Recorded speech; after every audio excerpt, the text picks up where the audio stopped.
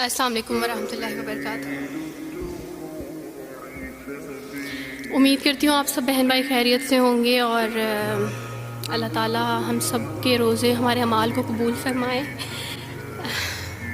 میں نا بڑی روتلو ہوں تو اس لیے میری آواز شروع میں ہی رونے والی ہو جاتی ہے۔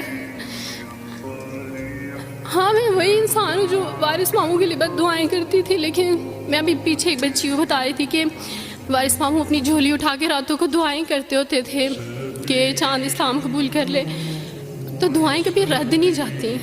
وہ دعائیں جو اللہ سے مانگی جاتی ہیں وہ دعائیں کبھی رد نہیں جاتی۔ میں نے اپنی 25 سالہ زندگی جو تھی وہ کرسچینٹی میں اچھی خاصی پریچنگ میں گزاری۔ میں چرچ میں پریچ کرتی تھی، کلام پیش کرتی تھی۔ ایک آپ کہہ لیں کہ کٹر مسیحی تھی میں، اور ایسی مسیحی تھی جو وارث ماموں کو یعنی بولنے نہیں دیتی تھی فیملی میں۔ جب مجھے پتہ چلتا تھا کہ آج وارث ماموں فلاں فیملی میں وزٹ کر کے گئے ہیں، میں اس گھر میں پہنچ جاتی تھی۔ اس سے پہلے کہ وارث ماموں کی باتیں ان کے ذہن پہ اثر کریں، مجھے خدا کا کلام پیش کرنا ہے، ان کے گھر پہ جا کے دعا کرنی ہے تاکہ شیطان اپنا کام نہ کرے، بیکاز میرے نزدیک وارث ماموں جو کام کر رہے تھے وہ شیطان کا کام تھا، کیونکہ وہ خداوند سے دور کر رہے تھے میرے لوگوں کو۔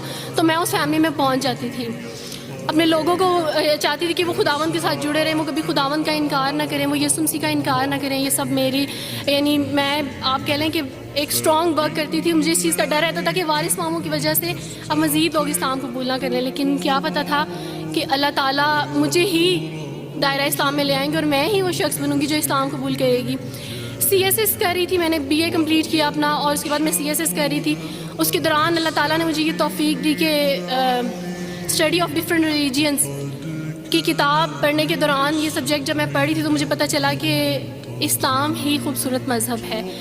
اچھا آپ یقین جانیں، وارث ماموں رمضان میں قرآن پاک ڈسٹریبیوٹ کرتے تھے اور راشن دیتے تھے، تو میرے بھائی کے ایک جہاں ڈیوٹی کرتے ہیں وہاں ایک انکل تھے، گارڈ تھے، ان کے لیے قرآن پاک لے کے ان سے رکھا ہوا تھا اور راشن بھی لے کے رکھا ہوا تھا، اور میں اس قرآن پاک کو نا چھپا کے اپنی سیف میں رکھتی تھی اور ڈرتی تھی کہ کسی دن میں اس کو کھول نہ لوں۔ اکثر ایک دو دفعہ پکڑا کہ کھول کے دیکھوں تو صحیح، کوئی نہ کوئی غلطی تو ہوگی نا اس قرآن میں بھی، یہ تو بڑی باتیں کرتے ہیں بائبل کے بارے میں، کچھ نہ کچھ تو ہوگا۔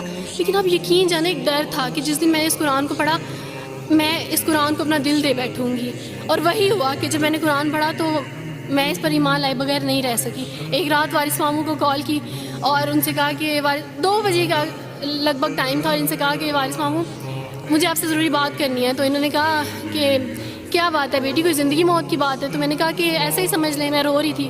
تو انہوں نے کہا کہ سب خیریت ہے؟ تو میں نے ان سے کہا کہ بس بغیر کچھ کہے آپ مجھے کلمہ پڑھا دیں وارث ماموں۔ اور وارث ماموں اور میں بالکل خاموش تھے، یعنی وارث ماموں کہتے ہیں کہ اس وقت مجھے لگا کہ جیسے میرا دل پھٹ جائے گا۔ مجھے یقین نہیں آ رہا تھا اپنے کانوں پہ کہ وہ جو سب سے بڑی رکاوٹ تھی وہ مجھے خود کہہ گیا کہ مجھے کلمہ پڑھا دیں۔ اور میں نے ان سے 5 منٹ کا یعنی اسپیس لی کال پہ، اور 5 منٹ میں نے دعا کی، لیکن اس کے بعد میں نے کہا کہ اگر میں حق پہ ہوں، سچ پہ ہوں، تو بس پھر خداوند اس کو ہو لینے دے۔ اور وہی ہوا، میں نے اسلام قبول کیا، اور سوچا تھا کہ CSS کمپلیٹ کرنے کے بعد فیملی میں اناؤنس کروں گی، لیکن اللہ تعالیٰ نے کچھ اور منصوبے بنائے ہوتے ہیں، انسان کے کچھ اور منصوبے ہوتے ہیں۔ آپ یقین جانے میری فیملی کو جلدی پتہ چل گیا۔ ایک رات میرے بابا نے وارث ماموں کو گھر بلایا اور ان سے کہا کہ ہم چاند کی شادی کرنا چاہتے ہیں، آپ اس سے پوچھ دیں کہ اگر کسی کو پسند کرتے ہو تو ہم اس کی شادی اس سے کر دیں، ہم جو ہے نا وہ اس کی مرضی کے خلاف نہیں جائیں گے۔ تو میں نے ان سے کہا کہ آپ ایسا نہیں کر پائیں گے۔ انہوں نے کہا کہ نہیں ہم کر سکتے ہیں۔ مجھے یہ تھا کہ مجھے پچھتاوا نہ رہے کہ میں شاید اس دن پاپا سے بات کرتی تو پاپا مان جاتے۔ تو میں نے ان سے کہا کہ پاپا میں ایک مسلمان مرد سے شادی کروں گی، آپ ایسا میرے لیے کر سکتے ہیں؟ اگر آپ کسی مسلمان سے میری شادی کریں گے تو ٹھیک ہے، میں شادی کرنے کے لیے تیار ہوں۔ میرے گھر میں ایک سناٹا چھا گیا، اور اس خاموشی کے بعد جو ہے یعنی سب فیملی والے رونے شروع ہو گئے۔ انہوں نے کہا کہ آپ اپنے مذہب میں واپس آ جاؤ، لیکن یہ ہے کہ میں دین اسلام قبول کر چکی تھی۔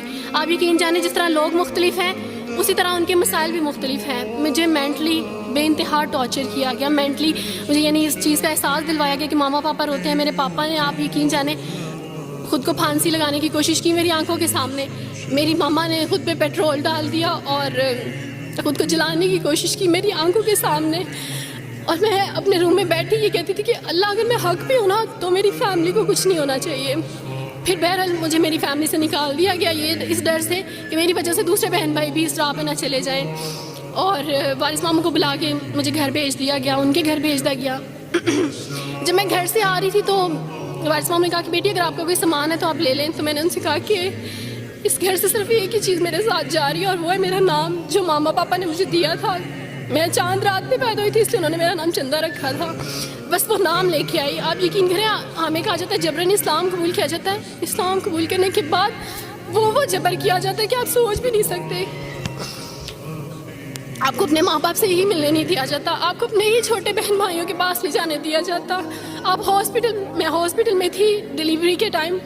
آپ یقین جانے میرے پاس کوئی بھی نہیں تھا جو مجھے بیڈ سے اٹھا کے بٹھا سکتا.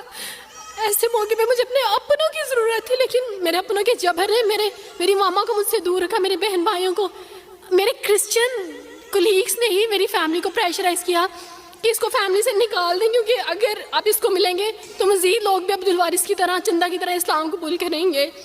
میں نا ہاسپٹل میں لوگوں سے کہتی تھی کہ مجھے بیڈ سے اٹھا کے بٹھا دیں, سیزیرین کے بعد میں اٹھ نہیں سکتی, میرا بیبی رو رہا ہے, کوئی مجھے بیبی پکڑا سکتا ہے. آئیڈیا ہی نہیں تھا ہاسپٹل میں کیا کیا لے کے جاتے ہیں. میرے پاس ایک ایسا دوپٹہ نہیں تھا جو میں چینج کر سکتی. ایسے موقعوں پہ آپ یقین جانے آزمائش اور جبر اسلام قبول کرنے کے بعد ملتا ہے. مجھے آپ سب سے توقع ہے, آپ سب اسلامک اداروں سے توقع ہے کہ اب آپ ہمارے لیے اسٹیپ لیں. ہمارے اپنوں نے تو ہمیں چھوڑ دیا, انہوں نے جو ہمارے ساتھ جبر کیا اس جبر کے بدلے آپ ہمارے ساتھ نیکی کریں. اب آپ کیا اسٹیپ لیتے ہیں نیو مسلمس کے لیے جن پر یہ الزام لگایا جاتا ہے کہ ان پہ جبر کیا جا رہا ہے؟ ہم پہ جبر نہیں, ہم پہ جبر اسلام قبول کروانے والوں نے نہیں کیا, بلکہ جن کے گھروں سے ہم آئے تھے اسلام قبول کرنے کے بعد جبر تو ان کی طرف سے تھا. اچھا سر, کبھی کٹے بیٹھ کے روئیں گے.